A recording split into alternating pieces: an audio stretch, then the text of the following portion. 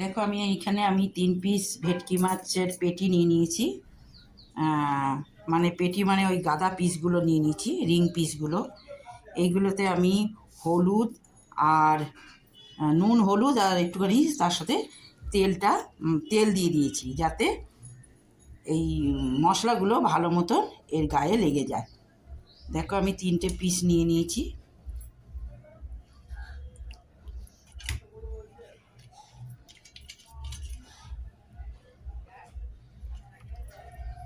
ভালো করে নুন, হলুদ আর তেল মাখিয়ে নিলাম।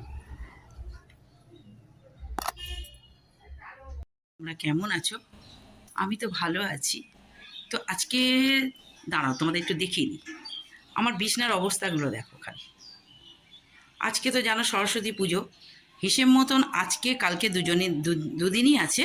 তো যাই হোক, তো আজকে আমার জায়ের মেয়ে আমার কাছে কাপড় পরতে এসছে, সকালবেলা আসতে বলেছে, আসেনি।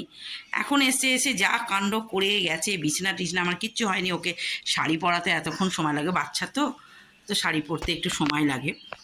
আজকে সরস্বতী পুজো ওর ও আজকে করে নিচ্ছে। ওর টিচারের বাড়িতে আজকে সরস্বতী পুজো ওকে নেমন্তন্ন করেছে, ও গেছে ওইখানে, তার জন্য শাড়িটা পরাতে হলো আমাকে। তো তার ভেতরে রান্না কিছুটা বন্ধ করে আবার রান্নার কাছে চলে এসেছি তোমাদের সাথে কথা বলতে। তো প্রথমে এইটাই বলবো যে আজকে সরস্বতী পুজো সবাইকে অনেক অনেক শুভেচ্ছা। আর ছোটো ছোটো মা সরস্বতীর আজকে ছোটো ছোটো সুন্দর সুন্দর শাড়ি পরে ছোটো পায়ে আজকে চারদিকে ঘুরে ঘুরে বেড়াবে। যেদিকে তাকাবে দেখবে কত সরস্বতী। ছোট্ট ছোট্ট মেয়েদের খুব ভালো লাগে, ছোট ছোট বাচ্চাদের, তাদের অনেক আমার ভালোবাসা দিয়ে ব্লগটা শুরু করলাম। তো আজকে কি করব তোমাদের দেখাবো, এইটাই এখন করছি। এখন আলু আলু দিয়ে আর পেঁয়াজ কলি ভাজা করছি। বন্ধু, তোমাদের তো আগেই দেখিয়েছিলাম। দেখো আমি এইখানে 3 পিস ভেটকি মাছ নিয়ে নিয়েছি, আর এইখানে আমি তেল গরম করতে দিয়ে দিয়েছি। এবার আমি এর মধ্যে একটুখানি নুন ফেলে দেবো, কারণ এই নুনটা দিলে কি হয়, কড়ার মধ্যে মাছটা ধরে যাবে না। এটা আমি অনেকবারই করেছি, তোমরা হয়তো আমার সব রেসিপিতেই দেখেছো। এবার আমি এক এক করে মাছগুলোকে ছেড়ে দেবো। তবে খুব বেশি ভাজবো না, কারণ এটা খুব নরম মাছ। ভাজবো।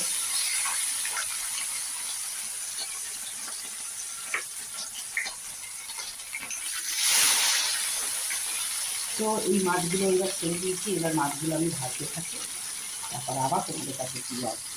এখানে আমার মাছগুলো ভাজা হয়ে গেছে। 3 পিস মাছেরই আমি এইটা বানাচ্ছি রেসিপিটা। আর এইখানে দিয়ে দিচ্ছি গোটা জিরে, আর এর মধ্যে ফোড়নে এই গোটা জিরেই থাকবে। আর তারপরে দিয়ে দেবো আমি এই আলুগুলো ভালো করে ভেজে নেবো, এর মধ্যেই ভেজে নেবো।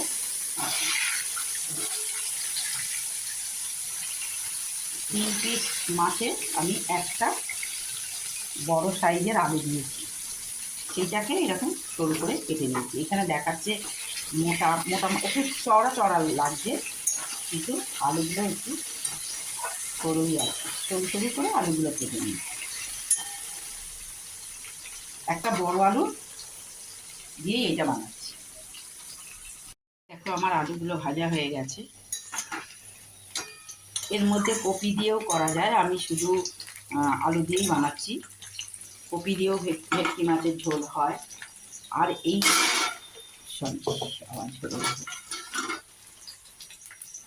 এইটার মধ্যে যে যে মশলাগুলো আছে আমি পরে তোমাদের বলছি, আগে ঢেলে দিই।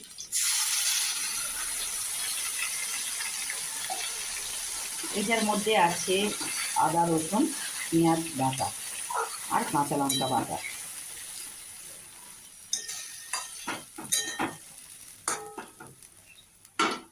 তো এইটার মধ্যে এখন আরও কিছু মশলা দেব, সেগুলো তোমাদের এক এক করে দেখিয়ে দেবো পরে। তো এইটা হয়ে যাক, একটু কষা হয়ে যাক, এইটা জলটা একটু টেনে নিলে তারপর আমি তোমাদের দেখাবো। কষা হয়ে গেছে, মানে পেঁয়াজ আদা রসুন যেটা দিয়েছি, আর এর মধ্যে দিয়েছি, এই জলটাও ঢেলে দিচ্ছি, এর মধ্যে দিয়েছি ঝাল শুকনো লঙ্কার গুঁড়ো আর হলুদ গুঁড়ো। এবার দিয়ে দেবো পরিমাণ মতো নুন,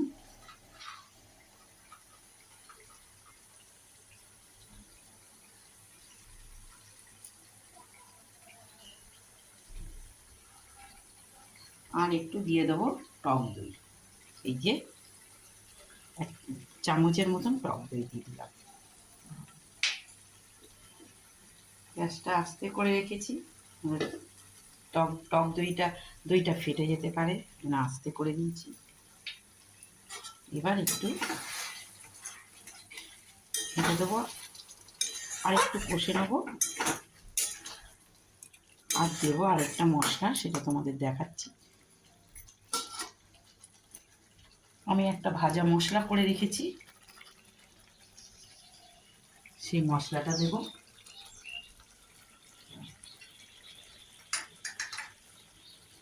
এই যে এই মশলাটা হচ্ছে ধনে, গোটা ধনে আর গরম মশলা,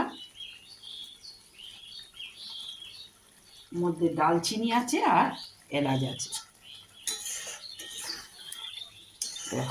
আর কোনো মশলা এর মধ্যে দেবো না, হয়ে গেছে। এইবার আমি এর মধ্যে গরম জল দিয়ে এটা আমি উঠতে দেবো কিছুক্ষণ, তারপরে আমি মাছগুলো ছেড়ে একেবারে রেডি করে তোমাদের কাছে আবার ফিরে আসছি। দেখো আমার এই ভেটকি মাছের আলু দিয়ে ঝোল হয়ে গেছে। এই ভেটকি মাছের রেসিপিটা কেমন লাগলো তোমরা কমেন্ট করে বলো, ভালো লাগলে একটা লাইক করো, আর আমার ইউটিউবে চ্যানেল যারা বন্ধুরা আছো তারা আমাকে সাবস্ক্রাইব করো ভালো লাগলে, আর ফেসবুকেও তো একই কথা বলবো আমি, লাইক শেয়ার সাবস্ক্রাইব করো। তাহলে আজকের মতন আমি ভিডিওটা এখানে শেষ করছি, আবার একটা নতুন ভিডিও নিয়ে আসবো। তোমরা সুস্থ থেকো, ভালো থেকো, আর আমার পাশে এইভাবেই থেকো, তাহলে আমি নতুন নতুন রেসিপি নিয়ে তোমাদের কাছে আসতে পারবো। তাহলে আজকের মতন এখানে ভিডিওটা শেষ করছি।